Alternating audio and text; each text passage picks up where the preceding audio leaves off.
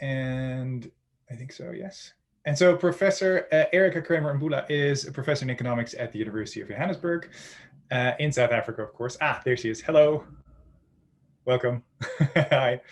And her talk is entitled Harnessing Homegrown Innovations for Transformative Change in Africa. Good day, and thanks so much to the organizers for inviting me to this exciting event. It really is a pleasure to be part of it, although virtually in this reality that we live in. Thank you to all the participants for joining this session and those that will be engaging with this particular session at any point in time.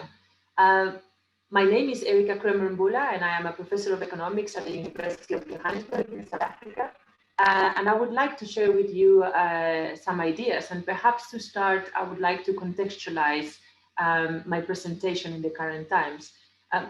The pandemic that we live in has been and continues to be devastating and has exposed many things about ourselves as individuals and communities, how ready we are as a global society for collective action. And in connection to this, it has also revealed important lessons related to the dynamics of knowledge, science, technology, and innovation, and I will comment on some of those. In fact, COVID-19 has put a spotlight on the scientific and research community everywhere, including in Africa. Decision makers have been urged to seek all sorts of evidence to allow them to make rapid decisions related to the spread of the virus, and ways to mitigate its multiple overlapping and complex social and economic impacts. The efforts related to the development of the vaccine, for instance, and treatments have really given us a renewed appreciation for scientific knowledge. But other types of knowledge beyond scientific have also become essential. In the case of Africa, the experience with other health-related crises, the know-how, the knowledge held by communities and other stakeholders have proved to be invaluable. In fact, this crisis has reminded us of the importance of looking not only at science, technology, and innovation, but more broad, science and technology, but more broadly at innovation. And many of the innovations that have emerged during the pandemic are in fact technology-enabled. Virtual education, telemedicine, and digitally supported modalities of work have expanded all over the world. And we are having this event online precisely because of the accelerated diffusion of digital solutions. However, there are other non-technological types of innovation, often community-based, which have made an enormous difference to mitigating the various effects of the pandemic. And we find many examples of this in our continent. For instance, many of the track and trace services in informal settlements have been organized locally and informally. We've seen local groups and community structures providing services, collecting data on residents and facilities. The informal sector has responded rapidly to the production of face masks, which are compulsory in South Africa, as well as hand sanitizer. We have seen the development and installation of innovative hand washing stations, often mobile and handmade with limited technology. We have seen community groups to support women, to provide food to those undergoing hardship, providing schooling solutions, particularly in areas with limited access to education. And there are many examples, and there needs to be certainly an effort to collect these types of innovations more systematically. Coming back to the agendas guiding Africa's aspirations for science and technology and innovation-driven transformation, I would like to mention a few, but science, technology, and innovation are at the center of the continent's vision for progress and transformation. Besides the national strategies that guide each country, which are pursuing the support and generation of and diffusion of knowledge and technology, there are various Pan-African and global strategies that are worth mentioning. In 2013, the African Union adopted Agenda 2063, which is subtitled The Africa We Want, as Africa's blueprint and master plan for sustainable development and socioeconomic transformation over the next 50 years. This vision is anchored in a strong foundation of science, technology, and innovation. In 2014, the African Union also adopted the Science, Technology, and Innovation Strategy for Africa, also known as STISA 2024. And this strategy calls on member states to accelerate Africa's transition to an innovation-led, knowledge-based economy. And it lays out the prerequisites, the pillars, the priority areas, and the types of investments that are necessary to meet the objectives and goals of science, technology, and innovation. On the global scene, we have the 2030 Agenda for Sustainable Development, adopted in 2015, which encapsulates the Sustainable Development Goals, and is subtitled Transforming Our World. The science, technology, and innovation are embedded in each one of them, in attaining each one of the the Sustainable Development Goals, including developing capacity in science, technology, engineering, and math, STEM, and building partnerships at national, regional, and international levels. So we have this strategic focus on science, technology, and innovation at the national, Pan-African, and global levels. So how is Africa performing and responding to this strategic focus? When we look at conventional indicators, such as, for instance, investments in research and development, R&D, when we look at patenting activity, number of publications, and the like, Africa's performance is always at the lower end. This figure is an illustration of the world regional shares on R&D from 2020 to 2016. Sorry, from 2010 to 2016. At 0.8%, Africa represents a tiny fraction of the global efforts in R&D. And we do find very similar graphs if we do the same exercise for the case of patents, for scientific publications, high-tech exports, a number of scientific researchers, for instance. This is often captured by composite indices that put together all of these metrics to identify the most innovative economies, or the most innovative countries in the world.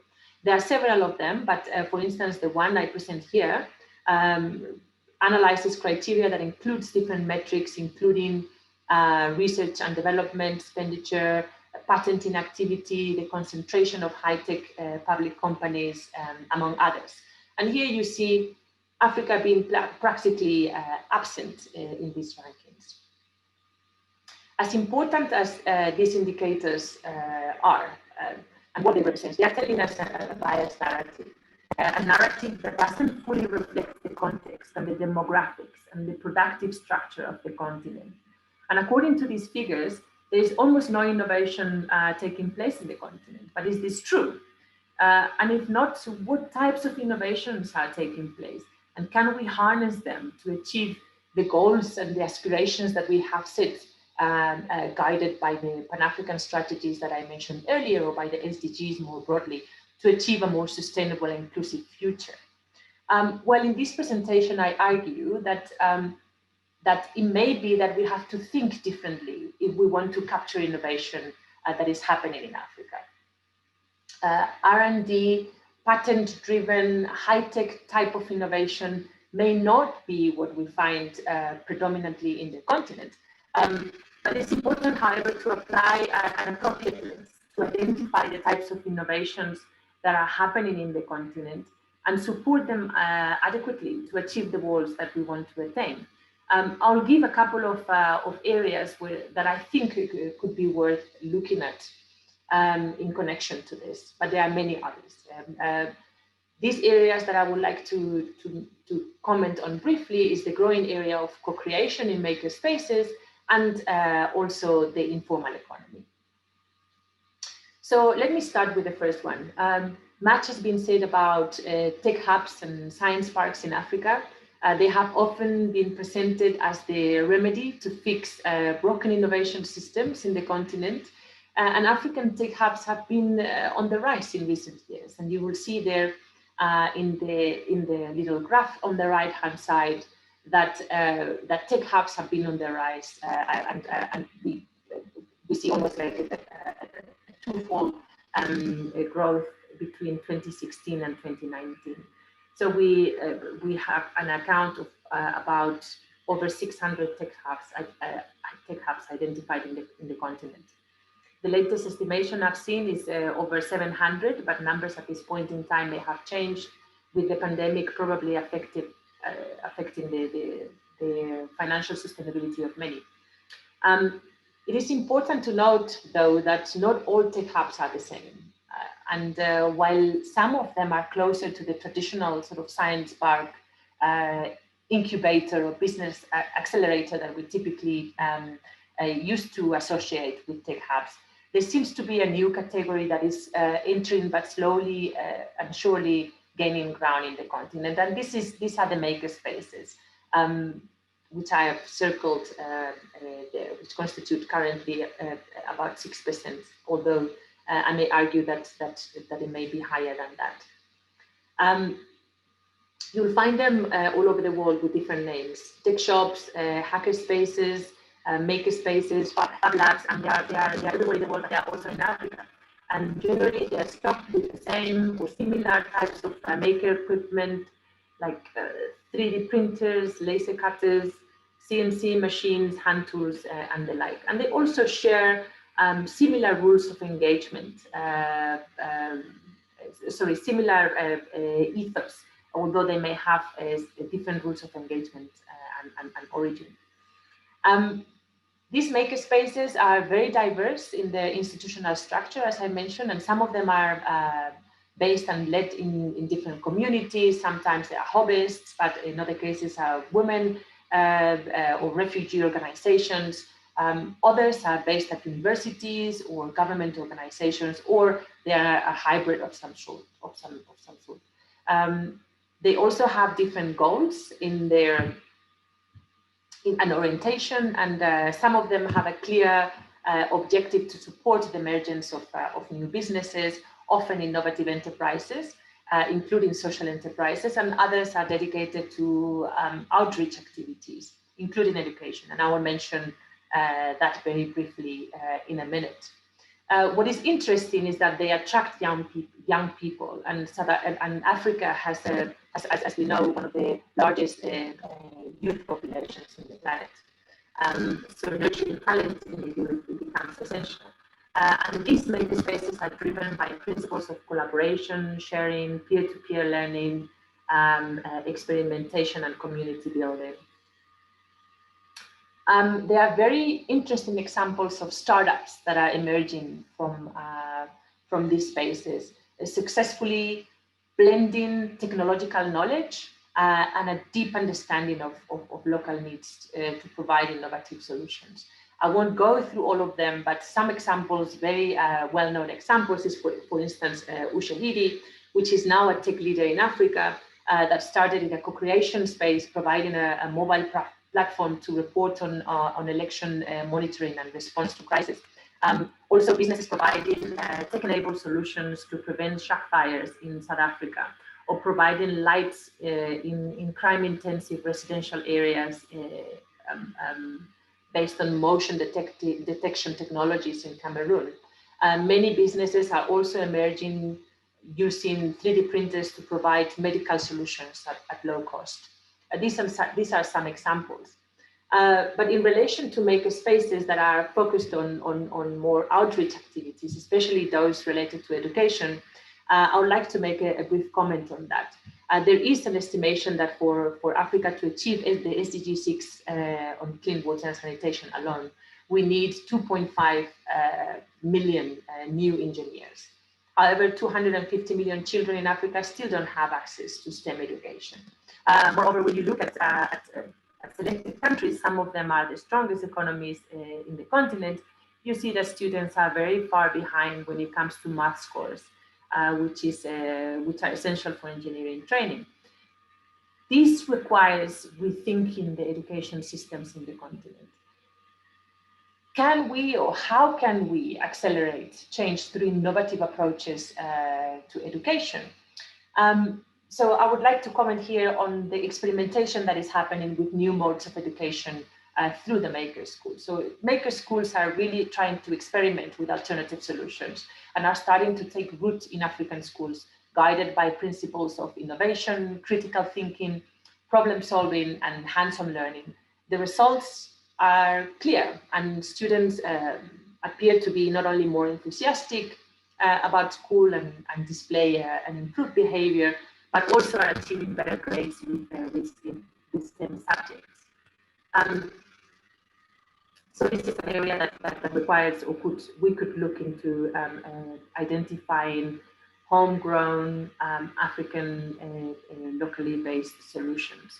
The second area that I would like to comment on briefly, where we can look for homegrown innovations with potential for transformative change, is the informal economy. The informal economy is the predominant activity in the African continent. Informal employment constitutes about 75% of employment outside agriculture. It contributes to about 40% of the continent's non-agricultural GDP. The informal economy also generates most of the new jobs in many countries, and it also appears that the informal economy will grow even more rapidly in view of the widespread loss of jobs in the formal economy due to the pandemic. So we cannot see the informal economy as something that happens in the margins or underground. It's a visible reality. It's part and parcel of the complex economic and productive fabric in Africa. And those in the informal economy also consume. They not only produce, but they also consume. In fact, the informal and the formal economy are closely knitted and they are interdependent. I'll come back to that in a moment.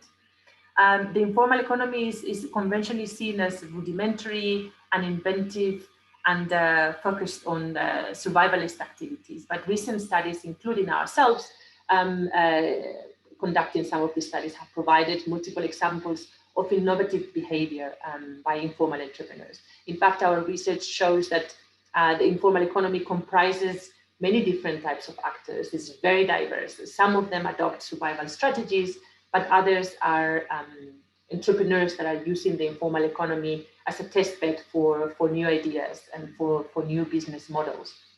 Our research shows that innovation in the informal economy may not conform to this R&D patent-driven high-tech modality, which is captured in conventional statistics.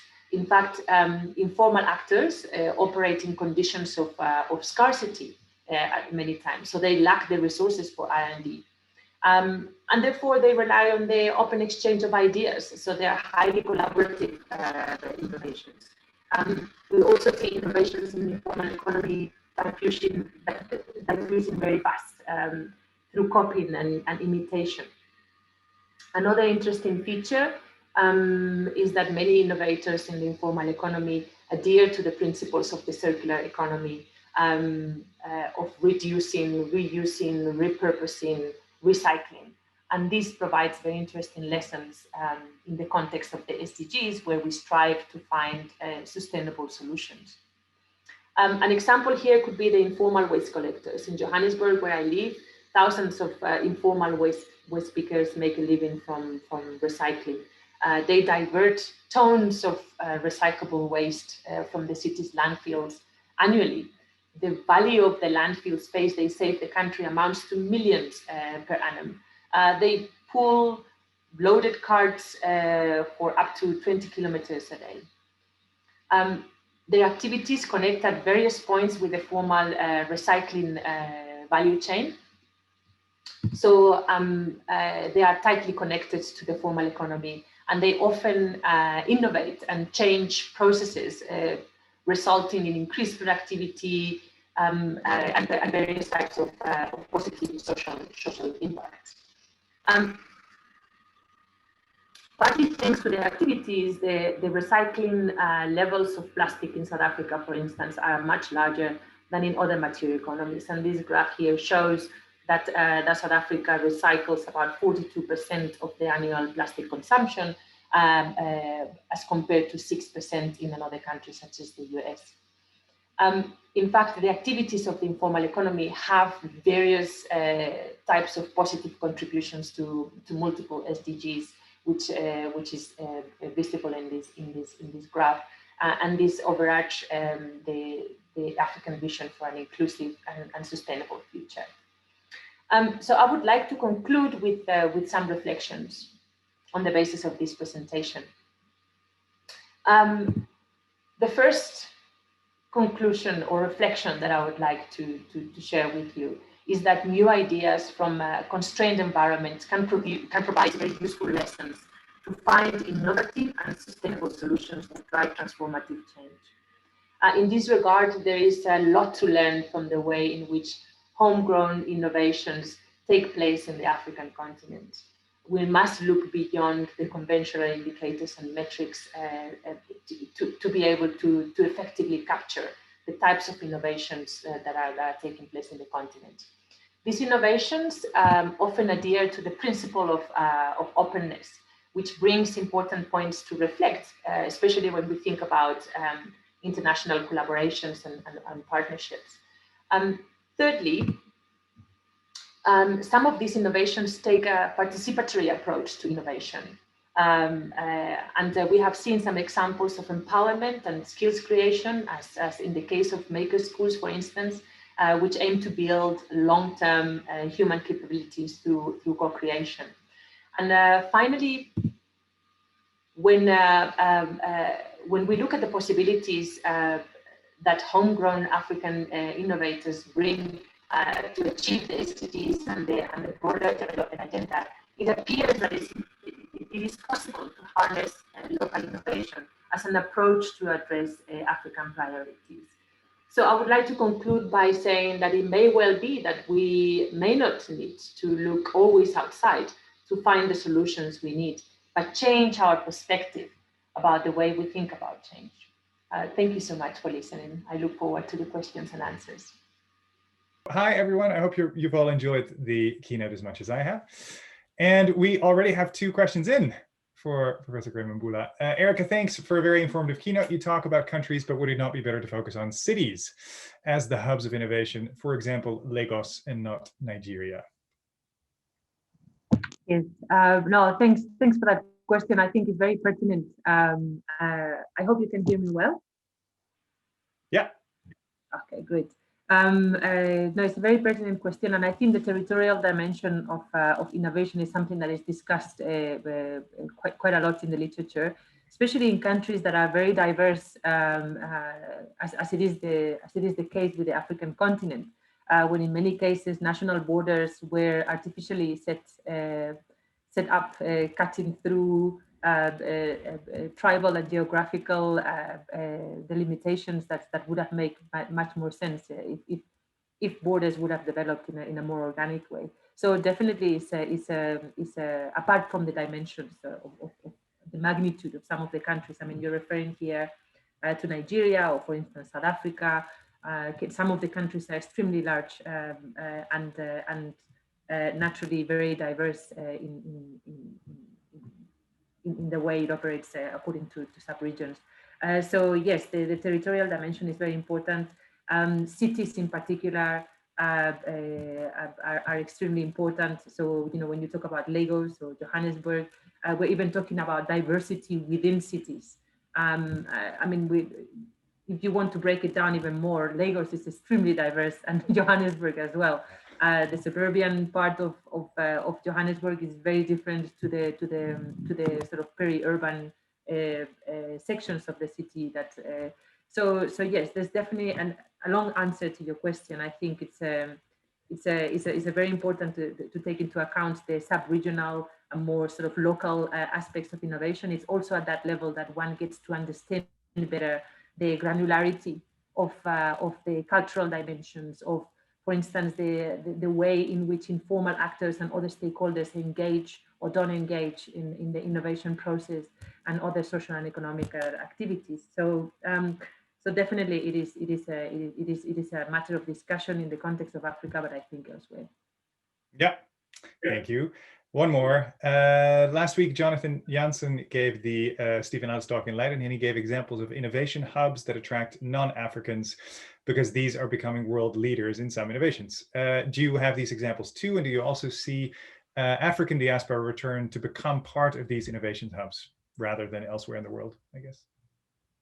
Yes, well, I think rather than talking about non-Africans or in terms of, I think these innovation hubs are a magnet for talent of wherever it comes from, and I think that is a great quality. People with a certain set of skills or a certain set of interests usually get attracted to these hubs. And it can be people coming from other African countries, people coming from outside of Africa, and I think that is a very, the diversity of these hubs, or the potential diversity of these hubs, it's a very good quality that should be preserved and nurtured, actually. And in terms of connecting with the diaspora, and whether these would be suitable spaces to sort of, how to say, attract the talent that left the continent back. I mean, I think it's a bigger discussion about how to engage the diaspora, and there's this books and bodies of literature that are built around that. So I will not even try to attempt to sort of engage much very deep into that, because it's you deserve a different panel and a whole conference talking about that. But I think it's a very interesting point in terms of modalities of engagement. I mean, we're not only talking about bringing back the brains that we lost. We can also find ways of connecting people that are living in different places, Africans that are living in different parts of the world, keeping them engaged with the dynamics, particularly the creative dynamics that develop in the continent. And it may not require for people to come and relocate, but during the time that they are abroad, it's more about brain circulation. That's what I'm trying to say. From my point of view, I think it's facilitating and engaging into this brain circulation idea of finding interesting platforms for the diaspora to engage in one way or another. So yes, I think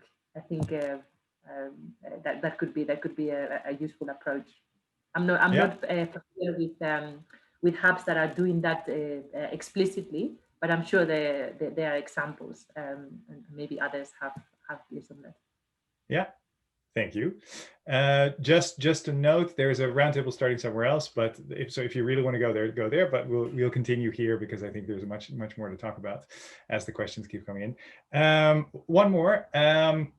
You raised this tantalizing possibility that maybe the informal economy is by definition, or as a starting point, more sustainable, or at least producing new sustainable innovations. Can you talk a little bit more about this, and whether it really is the overall economy or informal economy, or whether you're just highlighting certain innovations that might be more sustainable than the normal economy? Well, I wouldn't sort of qualified as, in general, the informal economy is more sustainable. But I would say that there are interesting lessons that we can draw from the informal economy by its natural tendency to reuse, repurpose, and recycle. In the informal economy, rather than getting a new part, you tend to reuse another one. Instead of, so there's a sort of an embedded circularity in the way in which the informal economy operates, due to working in conditions of scarcity. So when you work in conditions of scarcity, you think about creative ways of reusing. And somehow, I think that is a mindset that is useful for formal actors as well to adopt. We tend to live as if we live in a planet with infinite resources, and the reality is that we all live in conditions of scarcity. We should have a mindset of we don't have infinite resources. We don't have infinite natural resources in particular. And it would be important to adopt that mindset in the way we think about production, about innovation, ways in which we can reutilize and recycle materials. So there are important lessons in that respect, I think, to learn from the informal economy. Yeah, yeah. And then another question on, and it relates to this one, there's of course always the question of scaling up, right? So you're describing small scale hubs, and what then, like, we know that there's a lot of, that large parts of the economy and new businesses in large parts of Africa struggle to scale up because of lack of capital and all these things. Do you see the same thing in these innovation hubs? And then secondly, this mindset, this scarcity mindset, for the ones that are successful, does this mindset persist, or does it go away as they sort of scale up and leave the informal economy and become big and successful? Well, it's interesting. That could be an interesting research question, sort of following up on the trajectory and the life cycle of some of these entrepreneurs. I think we have a scarcity of studies in terms of looking at the innovations emerging from the informal economy and having sort of like a long-term view of how these innovations develop. That is a body of literature that is developing, but there's still a lot of gaps to be able to answer that. I can give anecdotal sort of answers, but not sort of generalizable evidence. In terms of scaling up, I think it's an interesting question, and again, scaling up on its own deserves a much more discussion, whether it is always desirable or possible to scale up. Is bigger always better? And sometimes it is the case that things and organizations operate in a particular size quite efficiently, and the moment that you try and upscale or make it bigger, it loses its connection with what made it work in the first place. So rethinking and being creative about how we think about scaling. Are we talking about replicating successful initiatives elsewhere? Are we thinking about making one initiative or one particular organization larger? Are we thinking about connecting smaller or existing initiatives and sort of upscale the network among them, so to speak? So I think scaling up also deserves a little bit more thinking. And as I said, connected to the first point, that there is a local dimension to innovation. Again, some initiatives and some organizations operate in a particular locality, in a particular context, and when you try and replicate it elsewhere, there are certain elements that were essential for its success that sort of are missing. So I wouldn't argue that scaling up is always, or making something bigger is always desirable or possible if you think about innovation in this way, connected to its context. Yeah. And this is just because I'm interested. Does this make it a fundamentally different kind of innovation than the sort of innovation we think of when we think of big companies that try to become bigger and that try to get global market share? So is the kind of innovation that you're talking about a different one that's locally embedded, and does it have different purposes? What? In some cases it does. I think it depends, and again, there's a great diversity in the informal economy. So it would be a mistake to sort of say, this is how the informal economy works. It's as diverse as the formal economy, and you find actors with different sort of orientation, goals, and ways of operating, the same as you find in the formal economy. So it would be a